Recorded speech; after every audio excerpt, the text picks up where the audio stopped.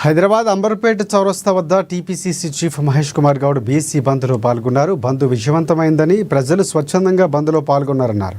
తమకు ఉన్న చిత్తశుద్ధి ఏ పార్టీకి లేదన్నారు.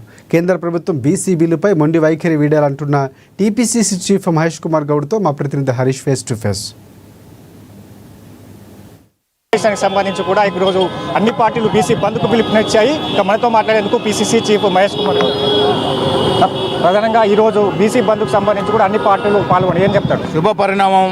అన్ని పార్టీలు పాల్గొంటూ ఉన్నాయి. ఏ రకంగా పాల్గొంటారో అదే రకంగా చిత్తశుద్ధితో ముందుకు పోవాలి. పార్టీలకు అతీతంగా ఈ కార్యక్రమం జరగాలి. ఇది న్యాయమైన కోరిక. అధిక జనాభా, తెలంగాణ జనాభా ఉన్నటువంటి వర్గాల కోరిక కాబట్టి మీరు ఏ రకంగా బంద్లో పాల్గొంటారో అదే రకంగా కేంద్రం మీద ఒత్తిడి తేవడానికి ముందుకు రావాలి.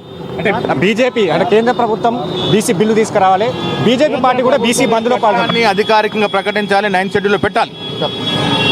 రైట్. ప్రధానంగా అన్ని పార్టీలకు సంబంధించి కూడా బీసీ రిజర్వేషన్లో పాల్గొనడం శుభ సూచికంగా భావిస్తున్నాం. కేంద్ర ప్రభుత్వం ఏదైతే బీజేపీ చేస్తుందో ఇక ఈ కుట్రలో భాగంగా సంబంధించి కూడా దీన్ని ప్రజల్లో ఎండగట్టేందుకే ఈరోజు బీసీ బంద్కు కాంగ్రెస్ ప్రభుత్వం, కాంగ్రెస్ పార్టీ మద్దతు ఇచ్చింది. ఇక బీసీలకు సంబంధించి కూడా కేంద్ర మొదలు నుంచి 42% బీసీలకు రిజర్వేషన్ తీసుకొచ్చే విధంగా ఒక కార్యాచరణ ఉంటుందని కూడా పీసీసీ చీఫ్ మహేష్ కుమార్ గారు చెప్తున్నారు. కెమెరా పర్సన్ మనోజ్తో కలిసి హరీష్, ANN న్యూస్, హైదరాబాద్.